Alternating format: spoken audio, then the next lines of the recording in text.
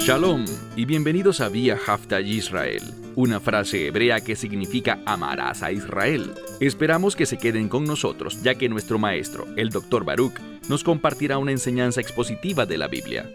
El Dr. Baruch es profesor titular del Instituto Zera Abraham, con sede en Israel. Aunque todos los cursos en el instituto se imparten en hebreo, el Dr. Baruch se complace en compartir esta enseñanza en inglés con doblaje al español. Para más información, visítenos en amarasaisrael.org o descargue nuestra aplicación móvil Mi Estudio Bíblico. Aquí está Baruch y la lección de hoy. Queremos que Dios obre poderosamente en este mundo. Y bíblicamente, vemos que desde la ascensión del Mesías, Él ha obrado en lo que se denomina la eclesia local, esa casa de Dios, ese lugar para los que son llamados hacia afuera. Y eso es lo que significa eclesia, los que son llamados hacia afuera. Este término se traduce como iglesia, pero nos hace pensar en personas como Abraham y los que vio Juan en su visión en el libro de Apocalipsis, los que son llamados afuera, a salir de este mundo hacia su luz maravillosa, para ser testigos de su verdad, de su obra, y hacer esto para darle gloria y honra a Él. Dios obra poderosamente a través de la congregación local. Esa congregación puede ser formal, con su edificio y todo eso. Puede ser gigantesca, con miles de personas. O puede reunirse una vez o pocas veces a la semana en la casa de alguien. Puede moverse de un lugar a otro. Puede ser un grupo de 6, de 10, de 15, 20 o 30 personas, la cantidad que sea. Pero eso es igualmente un movimiento del Espíritu Santo. No hay que menospreciar esas congregaciones pequeñas, congregaciones en casas, porque así fue como empezó inicialmente, y creo que Dios podría estar haciéndonos volver a ese tipo de experiencias. Toma tu Biblia y busca conmigo 1 Timoteo capítulo 3. La semana pasada vimos que Dios dio unas instrucciones. Estamos estudiando las epístolas pastorales. Estamos viendo instrucciones para las congregaciones locales. Y debemos tomar esto como mandamientos divinos, instrucciones que no deben ser infringidas. Quiero compartir con ustedes un relato bíblico. Es del primer libro de Samuel y tiene que ver precisamente con Samuel y también con Saúl. Samuel era un sacerdote. Él tenía un llamado en su vida. Pero el rey fue lo que la gente eligió, Saúl. Y un día, Saúl se alarmó en gran manera porque Samuel le había dicho: «Yo iré y ofreceré los sacrificios antes de ir a la batalla». Samuel era un hombre de palabra, pero según la perspectiva de Saúl, desde el punto de vista de su mente racional, lo que él creía que era lógico, él había imaginado que Samuel llegaría antes, pero no fue así. Y por eso, como él vio unos individuos que estaban empezando a huir del ejército de Israel, se preocupó y comenzó a ver las cosas con ojos humanos, a pensar las cosas con una mente racional y a comportarse de forma lógica. ¿Y qué ocasionó eso? Un gran fracaso en la vida de Saúl. Samuel llegó ese día, pero después de que Saúl había asumido un rol que Dios le había dicho que no le correspondía a él, solo a los sacerdotes. Y este es el gran problema. Una de las cosas que oí la semana pasada de parte de numerosas personas fue: ¿y qué pasa si no hay un hombre calificado? En ese caso, no se puede... No, No hay excepciones. Debemos ser personas que oyen las instrucciones de Dios, las cuales no son difíciles de entender, y que las implementan. Y si no hay nadie calificado, ese es un llamado a orar y a esperar. Muchas veces esperamos para poder orar, para depender, para demostrar nuestra dependencia, nuestra confianza en Dios. Así que no piensen que si no hay una persona calificada bíblicamente, mientras tanto, meteremos a otra persona. Fue eso mismo lo que pensó el rey Saúl. A Dios le desagradó mucho eso, y él sufrió graves pérdidas.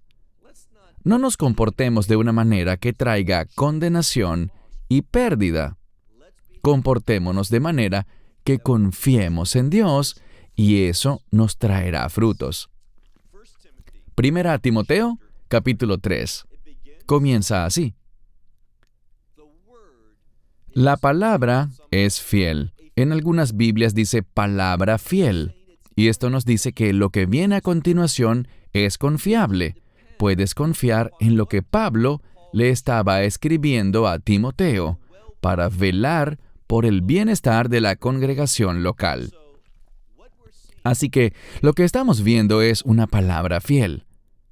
Segunda parte del versículo 1. Si alguno, está en masculino, por cierto, si alguno, un obispado aspira, hay una posición de obispo, es similar a un pastor, puede que lidere una congregación o que lidere varias. Pero si alguien aspira a este puesto, dice aquí, buena obra desea. Es bueno hacer eso, es un trabajo importante. Pero solo porque aspira a eso, solo porque lo desea, no significa que hay que nombrarlo así porque él quiera hacerlo. Tiene que estar calificado. Pasemos al verso 2. Entonces, y en realidad la primera palabra del verso 2 es el vocablo griego dei. Eso se refiere a que algo es absolutamente necesario, algo que es obligatorio, no puede cambiarse ni alterarse. Dei es una palabra muy significativa en griego. Y la palabra entonces, que la ponemos de primero en español, es realmente la segunda palabra del texto griego. Entonces, es absolutamente necesario que el obispo sea irreprensible. ¿Qué significa eso? Significa que no haya algo en su vida que resalte de manera negativa o adversa. Algo que al mencionar su nombre inmediatamente todo el mundo piense en ese error que cometió, en una acción que hizo o dejó de hacer. Algo que pasó y dejó una marca casi irreparable en la reputación de ese hombre. Dice aquí, es absolutamente necesario, entonces, que el obispo sea irreprensible. ¿Y luego qué más? Bien, ¿quiénes fungen como obispos? Los hombres, y por tanto deben ser hombres de una sola mujer. Esto es algo muy debatido también. Yo tengo amigos cercanos que se divorciaron y son pastores. Yo siento un profundo afecto por estas personas. Son hombres piadosos. Pero estamos en desacuerdo sobre ese tema. No estoy aquí para decirles lo que otras personas creen, ni cómo entienden este pasaje otras personas. Yo debo estudiar las Escrituras, orar a través de las Escrituras y esperar a ver lo que Dios pone en mi corazón. Voy a ser muy claro. Cuando veo este pasaje, esto me dice que alguien que se ha divorciado no debe ocupar ese puesto. Cuando dice hombre de una sola mujer, significa que es un hombre que no se ha divorciado, que no ha tenido varios matrimonios en su vida.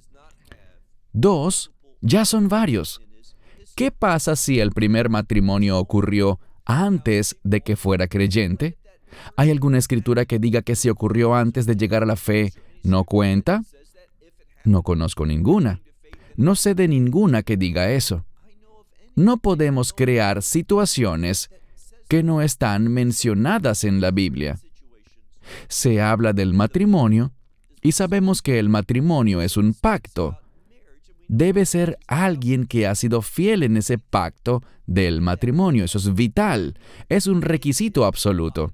Es así como yo entiendo el texto. También hay personas que quieren darle otras interpretaciones a este verso. Pero el matrimonio, y no solo el matrimonio, pues se hablará también de los hijos que viven en la casa.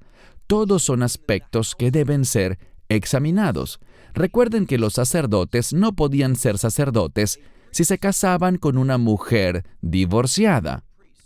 Habían reglas muy estrictas respecto a la persona con la que un sacerdote podía casarse. Así que esto tiene una base, un paralelo en la Torá también. Les invito a leerlo en algún momento en el capítulo 21 de Levítico. Pero continuamos ahora.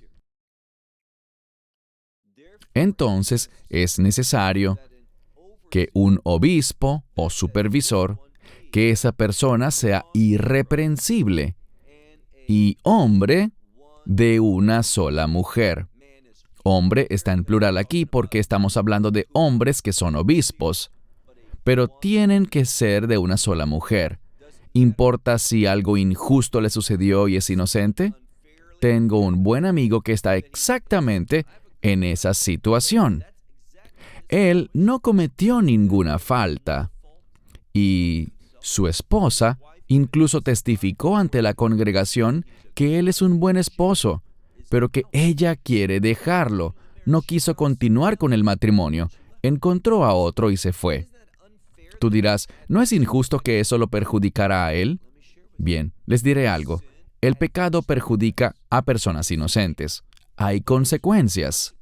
El matrimonio es importante y es también uno de los requisitos para poder ocupar este tipo de cargos. Hombre de una sola mujer. Y luego la siguiente palabra significa estar intoxicado. Así que dice que nunca debe estar intoxicado. Y luego dice, de sano juicio, alguien que piensa bien las cosas. Y pensar bien implica hacerlo de acuerdo a las instrucciones de Dios, a su consejo. No tomar decisiones apresuradas, no tomar decisiones según lo que está de moda, lo que es conveniente, lo que ayuda a los propios deseos, lo que uno cree que es mejor. Nunca hay que tomar decisiones desde tu propio punto de vista. Deben tomarse desde la perspectiva de Dios, buscar su mentalidad, buscar su perspectiva y así tomar decisiones sensatas. Y luego dice otra característica que debe tener esta persona. Es la palabra adecuado o apropiado. Es decir, que cuando alguien vea y trate a esta persona, dirá, sí, puedo ver que él es adecuado para ese puesto, que es un candidato apropiado para este llamado, teniendo en cuenta los requisitos. Luego dice también, alguien que ama a los extraños. Muchos interpretan que esto significa mostrar hospitalidad a los que pasan por el lugar. La razón de esto es para que fuera un testimonio, para que dejara un impacto en esas personas que pasaban por allí y se quedaban 1 o 2 días. Así que debía ser hospitalario. Y después dice, apto para enseñar. Pues esto es algo fundamental. Veremos hacia el final de la lección que un obispo, un líder, un supervisor, de hecho el término pastor suele mencionarse como maestro y pastor. No es solo pastor, sino que además sabe cómo hacer uso de la palabra de Dios. Así que debe ser apto para enseñar. Verso 3. Antes leímos que el obispo no debe estar intoxicado. Ahora dice aquí, y no ser entregado es decir, que no esté influenciado, que no se deje llevar por el vino, que el alcohol no gobierne su vida, que no lo conduzca a ningún tipo de decisiones.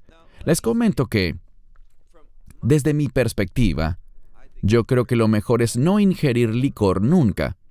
Pero aquí él hace la advertencia de que no esté intoxicado, de que no sea alguien, como dice aquí, que esté entregado al vino, que no sea golpeador, es decir, que no sea una persona violenta, y que no sea codicioso, es decir, que no sea alguien que busque todo el tiempo enriquecerse. Eso es lo que él quería indicar.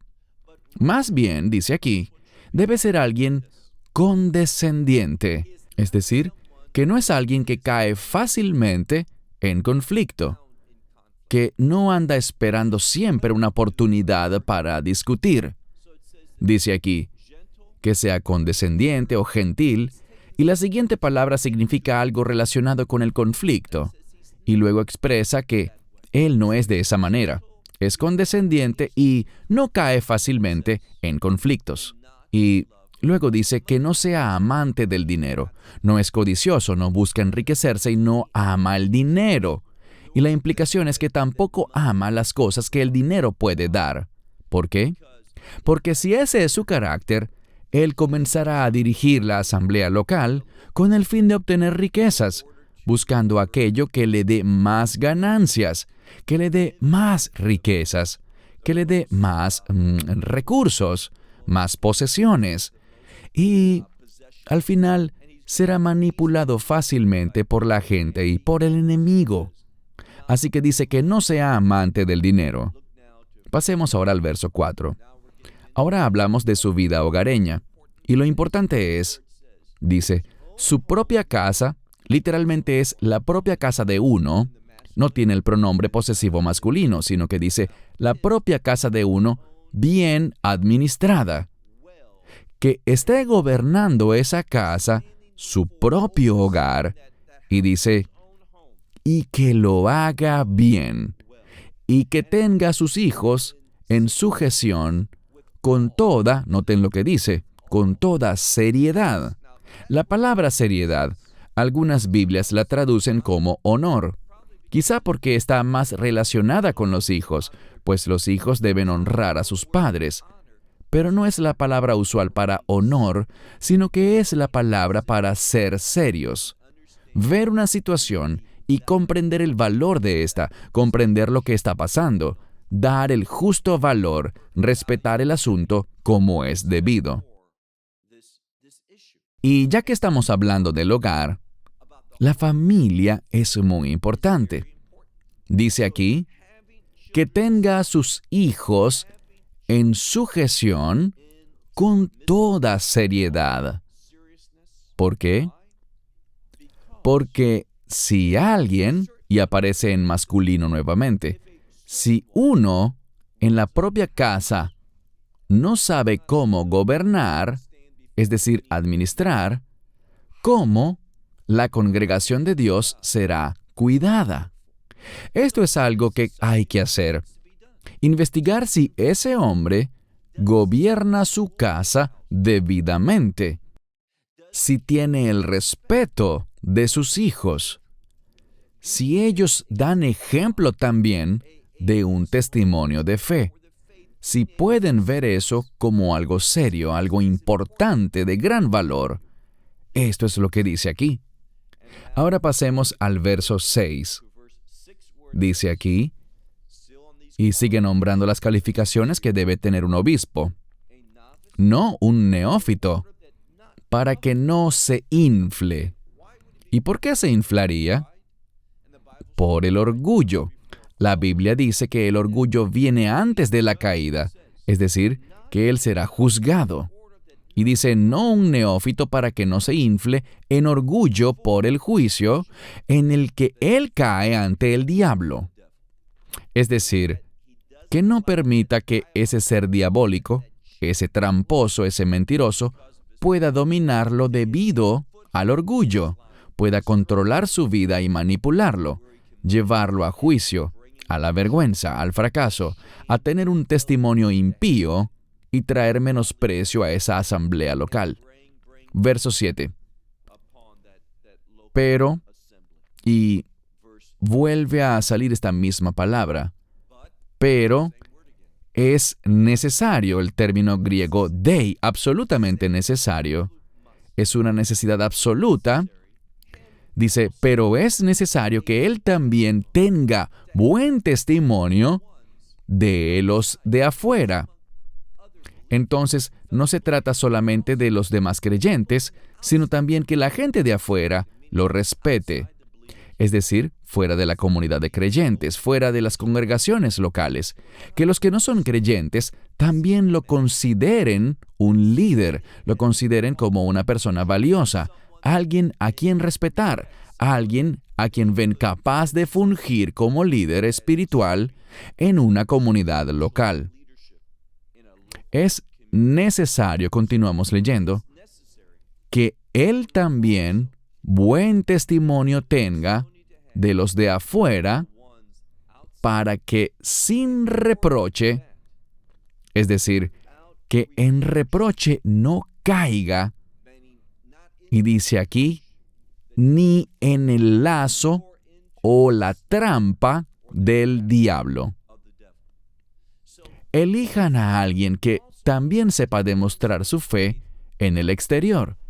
Alguien que no sea un neófito, alguien que tenga buena reputación para que en reproche no caiga, es decir, no caiga en la trampa del enemigo. Ahora pasemos al verso 8. Los diáconos, asimismo. Ya vimos el puesto de obispo, de líder, de supervisor de una congregación local o quizás de varias congregaciones. Pero ahora pasamos al diácono. Un diácono es una palabra griega que significa siervo, pero es un siervo distinguido, un siervo líder.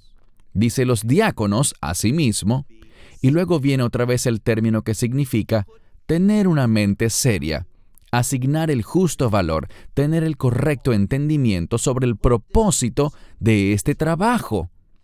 Y veremos una palabra muy importante en un momento. Dice, los diáconos asimismo deben ser serios y no ser, y luego aparece la palabra doble lengua. Esto se refiere a alguien que le dice una cosa a una persona y algo distinto a otra. Y esto lo hace porque busca agradar a los hombres y dirá lo que haga falta para que salga bien parado. No le preocupa Dios ni seguir las instrucciones de Dios. Y este es un principio muy, pero muy importante. Los que buscan agradar a Dios se tomarán en serio las instrucciones de Dios. No buscarán alguna excusa, una justificación, algo que ponga en tela de juicio lo que Dios nos dice. Esa persona lo entenderá y más bien pecará de cauteloso hacia el lado más restringido. No queremos irnos demasiado hacia el otro lado. ¿Por qué? Si lo hacemos, estamos en riesgo, así que es mejor pecar de cautelosos que de liberales. Dice aquí, los diáconos, asimismo, sean sensibles, no con doble lengua, no dados al mucho vino, y dice que no sean, y aparece esta palabra que significa alguien que es codicioso o que busca las riquezas.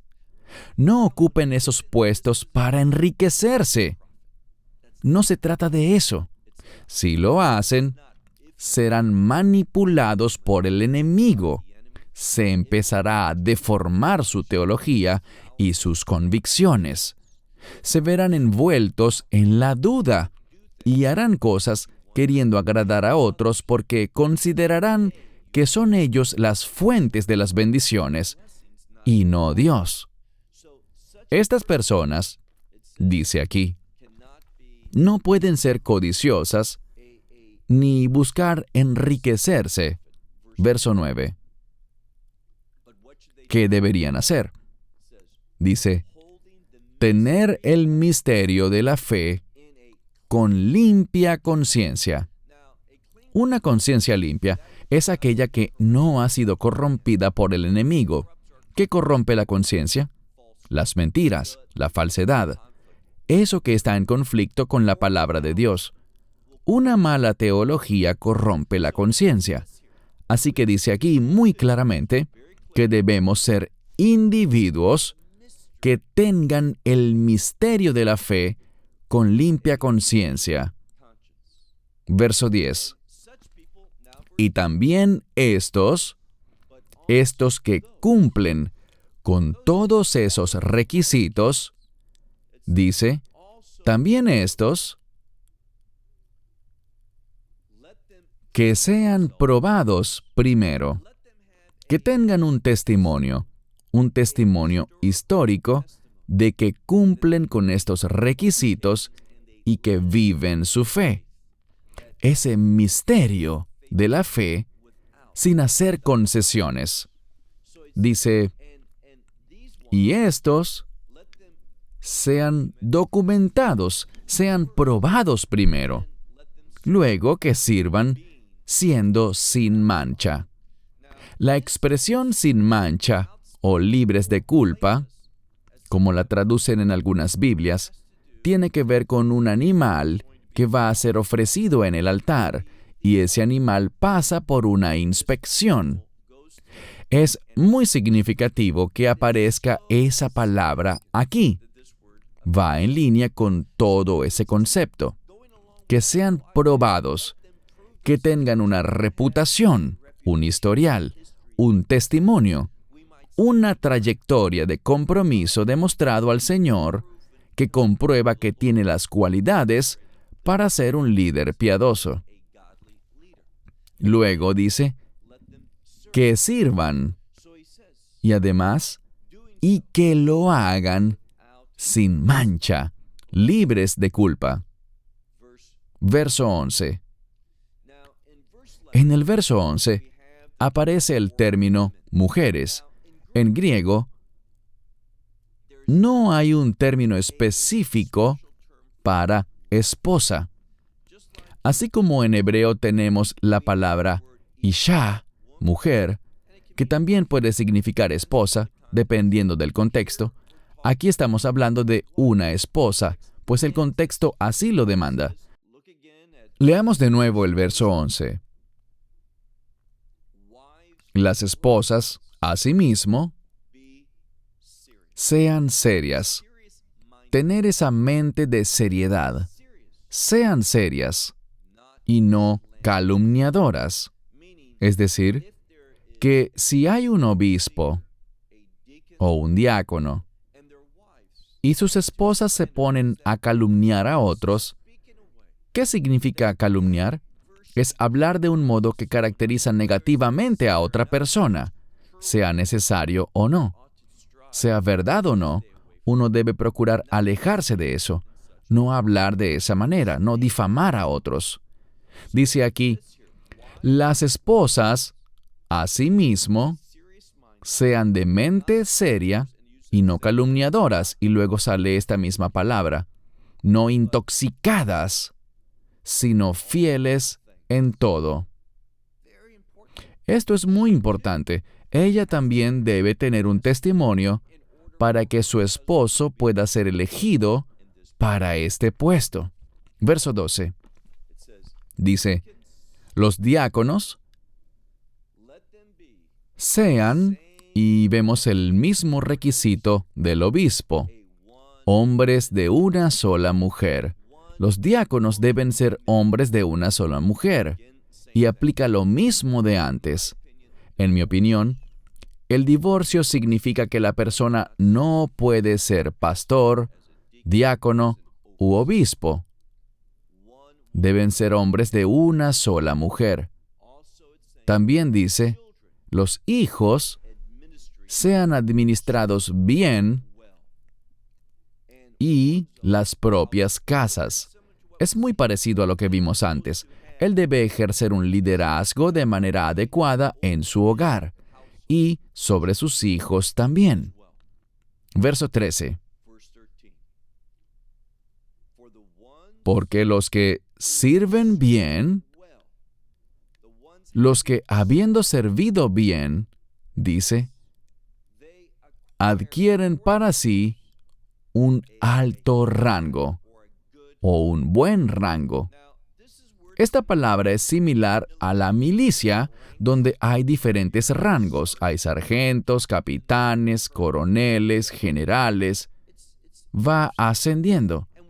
Nosotros debemos madurar y a medida que ejercemos un rol, podemos avanzar a otro de mayor responsabilidad, mayor potencial y cosas así. Bien, dice aquí, porque los que han servido bien, o tras servir bien, adquieren para sí un buen grado, un buen rango y mucha confianza en la fe en el Mesías Yeshua. Esa última parte del verso es muy especial, porque nos está diciendo lo siguiente: a medida que sirves bien, irás ascendiendo. Dios te irá dando asignaciones mayores, más responsabilidad, más recursos para llevarlas a cabo. Serás usado en mayor manera por el Señor, y esto te hará madurar y estar confiado, tener confianza en la fe, confianza en el Mesías. ¿Por qué nombra esas dos cosas, confianza en la fe y en el Mesías? Esto hace que nos demos cuenta de que todo gira en torno a Él. Son sus provisiones, es su presencia. Al crecer, la fe no es solo lo que yo creo, sino que la fe se convierte en Yeshua. Él está en nuestra vida dirigiéndola, ministrando nuestra vida. Él se convierte en algo cada vez mayor. Esto es lo que decía Juan el Bautista: yo debo menguar y Él debe crecer en mi vida. Nos perderemos en Él. Eso es lo que se supone que hagamos, que menguemos para que Él crezca. Verso 14. Ya estamos llegando a la conclusión de este capítulo, y él va a terminar con unas palabras de condolencia personales para ellos. Es decir, él sabía que estaban tristes por algo, y le escribía sobre todo a Timoteo, pero eso sería compartido con toda la congregación. Y lo había dicho antes: quiero ir a visitarte. Pero vean lo que le dice: estas cosas a ti te escribo con la esperanza de ir a ti rápidamente, es decir, pronto, enseguida. Pero si me retraso, y pudiera leerse como ya que me he retrasado, no había llegado aún allá. Él quería que supieran algo. Así que les escribo para que sepan cómo es necesario comportarse en la casa de Dios. Y yo subrayaría eso, porque estamos tocando un tema de suma importancia. Pablo estaba diciendo: Timoteo, yo quería ir pronto, rápidamente, hacia ti. Pero si me retraso, te escribo esto porque quiero que sepas cómo conducirte, cómo comportarte en la casa de Dios. ¿A qué se refiere con la casa de Dios? Dice aquí: otis esti ecclesia teu sontos, que significa que es la iglesia del Dios vivo. Y usó esa misma palabra.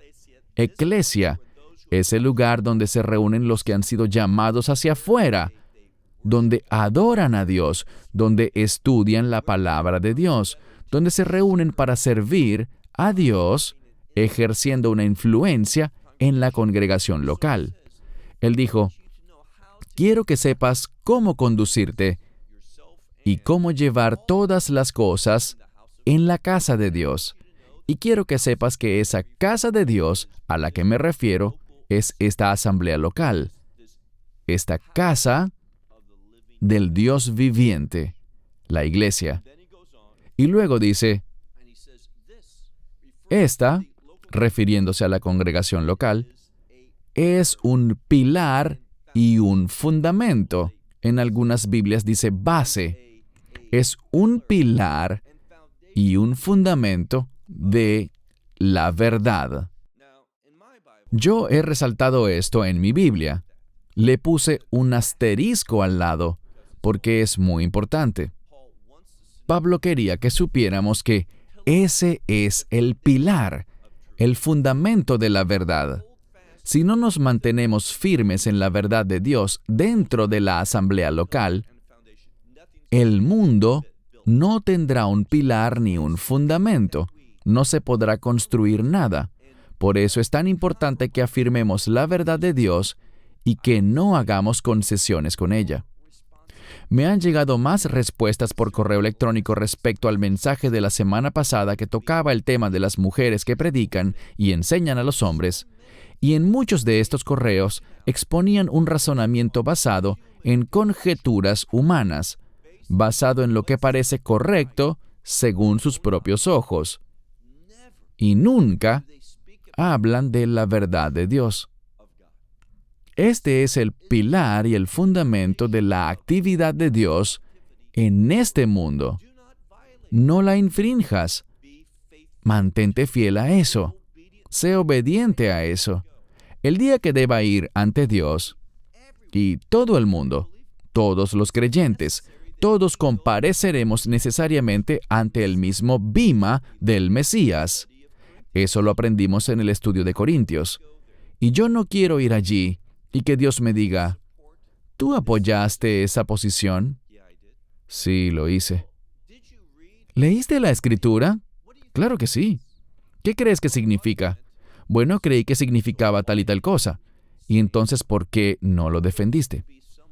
No quiero ser alguien que se presente ante Dios y diga, yo sabía eso, pero hice concesiones. Fui muy débil. Tuve mucho apego al dinero, a lo material. Así que me desvié de lo que tú pusiste en mi corazón. Lo que debes tener es temor de Dios. Y yo creo que una muy buena estrategia del enemigo es no hablar mucho del juicio de Dios para que no pensemos en eso y hagamos lo que queremos. Eso es algo muy, pero muy insensato. Es una total insensatez. Debemos entender la palabra de Dios, que es muy clara, y siempre hay quienes la quieren tergiversar y dicen, sí, pero ¿y si es esto otro? Y estamos viviendo en otros tiempos y la cultura. Ya lo he oído todo, pero no me convencerán de creer algo distinto a lo que está en el texto, porque esto es la obra del Dios viviente. Pasemos ahora al verso 16, nuestro último verso. Y la palabra que sigue tiene que ver con haber hecho una confesión. Se ha hecho una confesión, se ha hecho conocida. Entonces dice, y confesado, o en otras palabras, es un hecho conocido, que grande es el misterio de la piedad. Ahora bien, ¿por qué creen que Pablo haya escogido precisamente este momento para decir eso? Esto debe ser confesado por todos. Deben reconocer que grande es el misterio, y luego está una palabra que significa justamente piedad. En algunas Biblias aparece como fe, pero aquí habla de piedad, y eso se refiere a alguien que está preocupado por desviarse a un lado o al otro y alejarse de lo que Dios dice. A mí me preocupa más el modo en que Dios me ve que lo que ustedes o cualquier persona puedan pensar de mí. Porque ustedes no son mis jueces, ni yo soy juez de ustedes. El nombre Daniel nos recuerda que Dios es mi juez. Yo debo rendirle cuentas a Él. Así que prefiero pecar de cauteloso y decir, el texto decía esto, y yo creí que eso era lo que significaba, Así que fui fiel a lo que el Espíritu de Dios me dio. No hice concesiones. Dice aquí, grande, y la palabra es mega. Grande es el misterio de la piedad. ¿Y qué vemos aquí? Esta es una especie de bendición, una especie de declaración de admiración. Dice, Dios fue manifestado en la carne. Esto es muy importante. Alguien puede decir, la Biblia no habla de la divinidad del Mesías. ¿En serio? ¿Y qué piensas entonces de esto? Dice que Dios fue manifestado en la carne. Y veremos que aquí está hablando de Yeshua, de Jesús.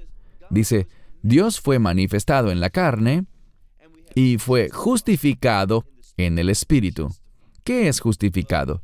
Aquí está hablando de que Dios probó, Dios demostró que todo lo que hizo el Mesías fue justo. Esto es una referencia al Espíritu de Dios cuando fue hasta el cuerpo sin vida de Yeshua y lo resucitó de entre los muertos.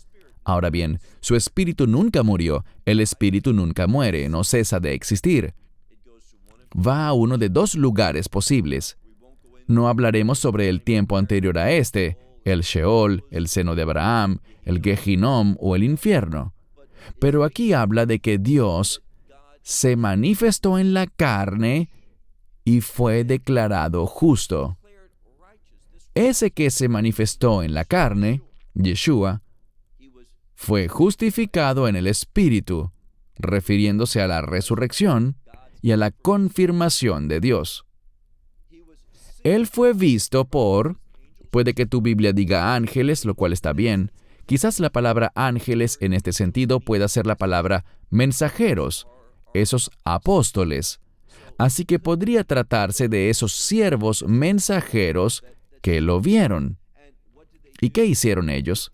Ellos lo proclamaron entre las naciones. Y él fue creído en el mundo, en todo el mundo. Y finalmente, sabemos algo. Esto habla del Mesías, de su encarnación, su crucifixión, su resurrección. Al final habla simplemente de que Él ascendió, Él fue ascendido en gloria. No sé ustedes, pero yo creo en esto. Yo creo que Yeshua es ciertamente Dios. Cuando Él caminó en este mundo, era Dios hecho carne. Yo creo que Dios demostró con la resurrección que Él recibió todo lo que hizo el Mesías. Él resucitó de entre los muertos para dar a entender que Él es el Hijo del Dios viviente. Hubo un testigo que dio testimonio de lo que vio que estaba vivo, que había resucitado de entre los muertos. Lo proclamaron en las naciones y Él fue creído en todo el mundo. Y por supuesto, Dios Padre lo recibió allá en el cielo, con la ascensión. Eso es muy importante. Te pregunto algo. ¿Le vas a servir a Él? ¿Lo has aceptado a Él? ¿Le has dado tu vida a Él? De modo que todo lo que Él quiera de ti, tú desees llevarlo a cabo, que desees sujetarte a eso, que esto sea tu mayor deseo. Y cierro con esto. Un amigo de mi familia falleció debido al coronavirus. Tenía 73 años. Servimos juntos y él no era mucho mayor que yo, pero su oportunidad de servirle a Dios aquí había terminado. Él está en el reino de los cielos en este momento. Yo quiero estar consciente de que el tiempo que tenemos podría ser corto y queremos darle uso a esta oportunidad y ser hallados fieles seguidores. Queremos cumplir las instrucciones de Dios. No queremos debatir estas cosas, queremos recibirlas como Dios las ha revelado claramente en su palabra. Queremos implementarlas y tener ese testimonio, un testimonio con una conciencia limpia. Este es el deseo de mi corazón y confío que también será el tuyo. Hasta la próxima semana, cuando nos reuniremos una vez más. Que Dios les bendiga. Shalom, desde Israel. Shalom from Israel. Esperamos que te hayas edificado con el mensaje de hoy y lo compartas con otros. Te invitamos a seguir nuestros estudios cada semana por este canal y por el portal de YouTube de Amarás a Israel. También puedes descargar nuestra aplicación móvil gratuita, Mi Estudio Bíblico. Finalmente, para obtener más información sobre nosotros, visita nuestra web amarasaisrael.org, donde encontrarás otras conferencias de Baruch en audio, video y texto. Hasta el próximo programa. Que el Señor te bendiga en Yeshua HaMashiach, Jesús el Mesías, mientras caminas con Él. Shalom desde Israel.